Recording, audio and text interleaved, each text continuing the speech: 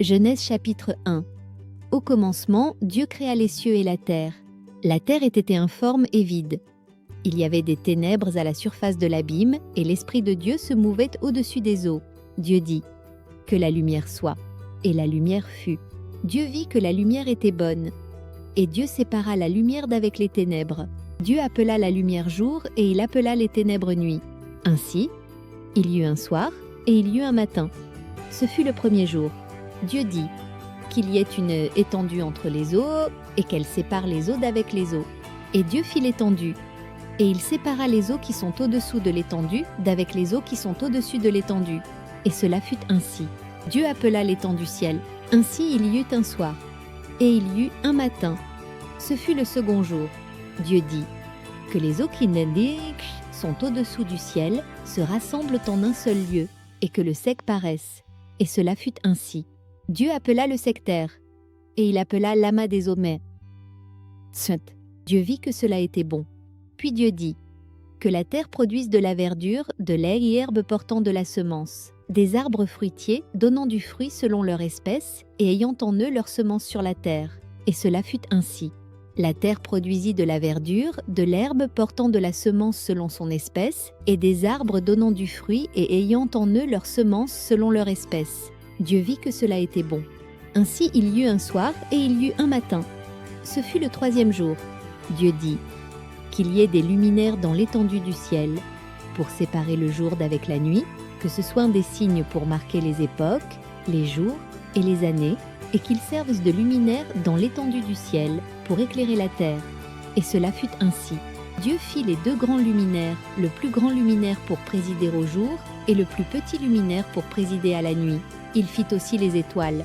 Dieu les plaça dans l'étendue du ciel, pour éclairer la terre, pour présider au jour et à la nuit, et pour séparer la lumière d'avec les ténèbres. Dieu vit que cela était bon. Ainsi il y eut un soir, et il y eut un matin. Ce fut le quatrième jour. Dieu dit : « Que les yeux produisent en abondance des animaux vivants, et que des oiseaux volent sur la terre vers l'étendue du ciel. » Dieu créa les grands poissons et tous les animaux vivants qui se meuvent, et que les eaux produisirent en abondance selon leur espèce. Il créa aussi tout oiseau ailé selon son espèce. Dieu vit que cela était bon.